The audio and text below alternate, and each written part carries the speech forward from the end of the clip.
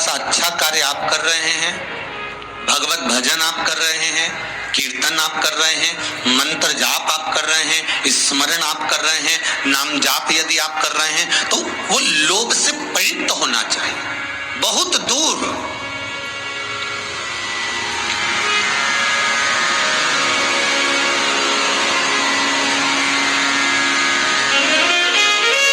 आपके भीतर वो उपजे ना,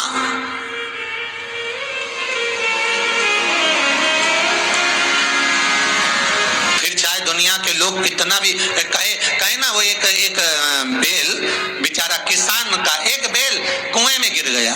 अब कुएं में गिर गया तो किसान का बेल जब कुएं में गिरा तो ये देखा कि कुएं में से बेल को निकालना है। खूब मेहनत करी किसान ने बेल को निकालने की, पर वो बेल निकल नहीं रहा था। बहुत बहुत बहुत बहुत मेहनत करने के बाद भी वो बेल नहीं निकला। बहुत तक प्रयास करा गया पर बेल नहीं निकला। तब किसान ने फिर कहीं मशीन वाले से कहा होगा कि इस बेल को निकालना है। मशीन वाले ने कहा 25,000 रुपए लग जाएंगे, 20,000 रुपए लग जाएंगे। तो उसने सोचा 20,000 25,000 लग जाएगा तो इससे अच्छा है कि इसको पड़े ही रहने दो। बेल किसी काम का तो था नहीं, बूढ़ा हो गया था। अगर बेल बूढ़ा हो गया है तो इसी कुएं में पड़े रहने दो, मर जाएगा।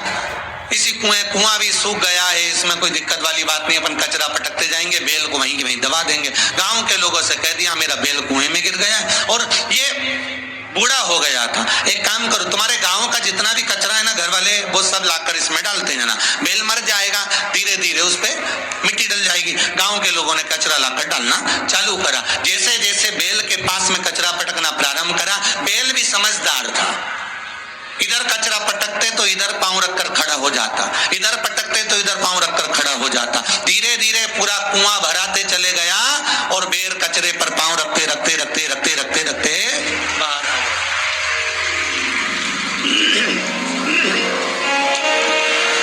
बेल कचरे पर पांव रखते रखते रखते रखते बाहर आ गया, ऊपर आ गया।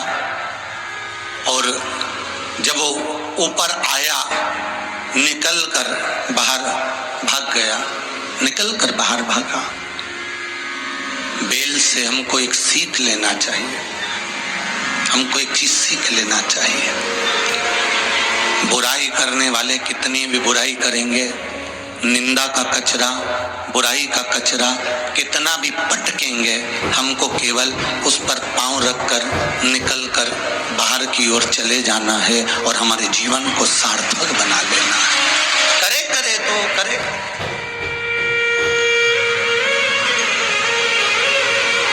अब शब्द कहने वाला कहता रहे, ताने देने वाला देता रहे, गाली देने वाला देता रहे, अपनी शिव भक्ति, अपना स्मरण, शंकर का अनुमोदन होता रहे। बस इसका ध्यान रखना। बैसाख के महीने में 9वीं तिथि को माता जानकी का प्रागट्य हुआ है पृथ्वी से।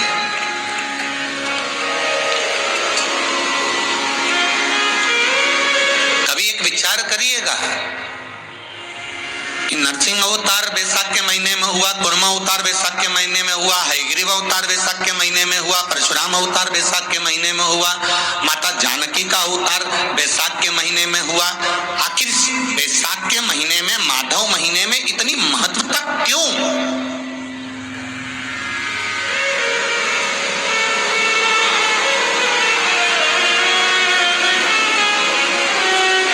बैसाख के महीने में पड़ने वाली एकादशी, चतुर्थी, प्रदोष,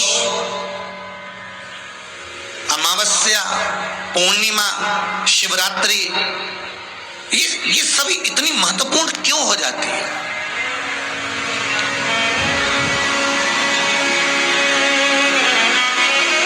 इसकी महत्वता इतनी प्रबल क्यों हो जाती है? किस लिए? क्योंकि बैसाख का जो महीना पड़ता है, सूर्य की संपूर्ण तपन, सूर्यदेव अपने पूर्ण तेज के साथ में, पूर्ण तेज के साथ में मृत्यु लोक के निवासियों पर, चाहे जलचर हो, थलचर हो, वायुचर हो, चाहे जो जीव हैं, उस पर जब किरण फेंकते हैं तो संसार का जो मनुष्य है उस पर जब ताप पड़ता है तो मुख से भगवान का नाम निकल ही जाता है, स्मरण नाम निकल ही जाता है। जब उसके मुख से भगवान का नाम निकलता है तो वो भगवान की शरणागति खुद ग्रहण कर लेता है स्वयं।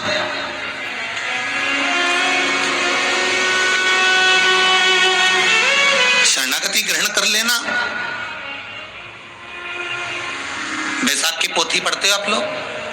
आप में से अगर कोई पढ़ता हो, 3 पल 3 नक्षत्र 3 समय 3 दिन में जो शूल मुझे समर्पित करता है उसके जीवन से मैं शूल हटा देता हूं। वो 3 दिन लिखे स्कंद पुराण।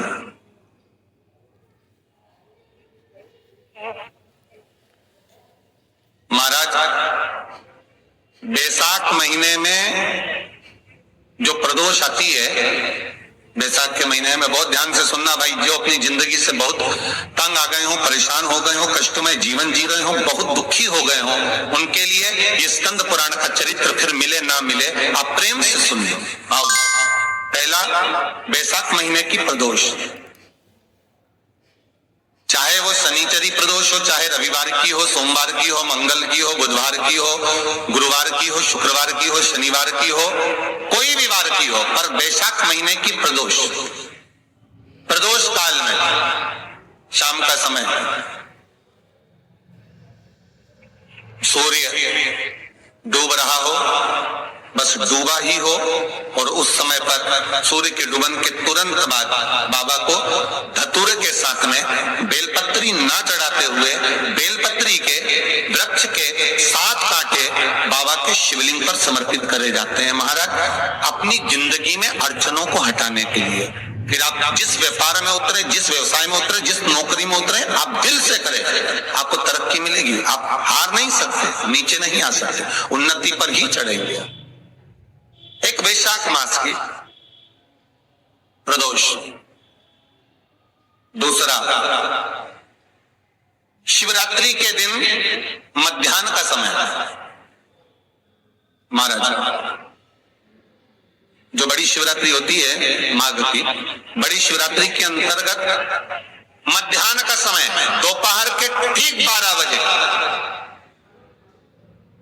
चाहे फिर वो कोई भी दिन हो, महाराज शिवरात्रि जिस दिन पड़ रही हो,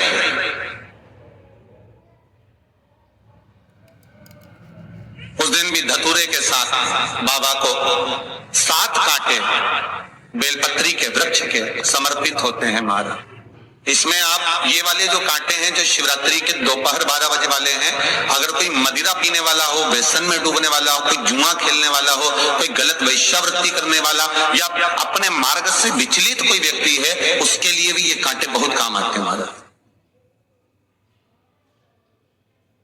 दूसरा, पार्वती तेरे द्वारा तेरे नयन अश्रु से जो प्रगटा हुआ बेल का वृक्ष है, द्वितीय शूल मैं वहां धारण करता हूं, तृतीय शूल, तीसरा शूल जो वर्णन करा गया। महाराज भगवान श्रावण के महीने में जो भी दूसरा सोमवार पड़े, जो भी पड़े, श्रावण के महीने का जो दूसरा सोमवार होता है, उस दूसरे सोमवार में रात्रि के समय पर, अर्थात शास्त्र अब घड़ी और पल का स्मरण करेंगे तो रात्रि के बजेंगे 10 से 12 बजे, मारा 10 से 12 के बीच में धतूरे के साथ बाबा को शूल समर्पित होता है। महाराज ये भी हमारी बाधाओं को, हमारी तकलीफों को, व्यापार व्यवसाय के लिए, नौकरी सर्विस के लिए, बहुत सारे एग्जाम में आप बैठ लिए, गवर्नमेंट एग्जाम के लिए बैठ लिए, नहीं हो रहा, ये 3 बार मेरे शंकर को बेलपत्री के वृक्ष के शूल समर्पित होते हैं, उसका आनंद पाना और उससे अपने को सुख प्राप्त होगा।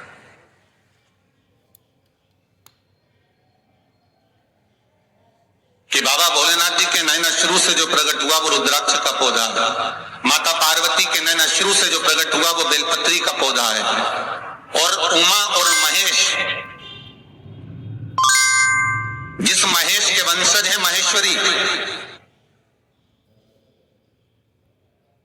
जिनकी 12 खाम प्रगति है भगवान महेश के द्वारा,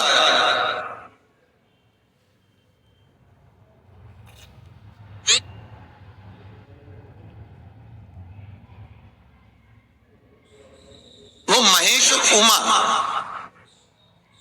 उमा और महेश का जो चरित्र है कि उमा और महेश का जब प्रागट्य हुआ, उमा और महेश जब दोनों आनंद में विभोर होकर जब चलते हैं और दोनों के बैठने से तप मुद्रा से जो पौधा उत्पन्न होता है वो शमी का पौधा है।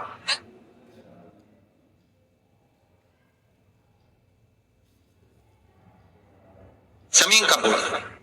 तो एक बात ध्यान रखिए, शिव जी के द्वारा जो निर्मित हुआ उसमें कोई शूल नहीं है, उसमें कोई कांटे नहीं है। पार्वती के द्वारा जो निर्मित हुआ बेलपत्री का पौधा, उसमें कांटे हैं। और पार्वती के मिलन से भी जो उत्पन्न हुआ है शंकर के साथ में, उसमें भी कांटे हैं। शमी के पौधे में भी कांटे हैं, शमी के वृक्ष में भी कांटे हैं।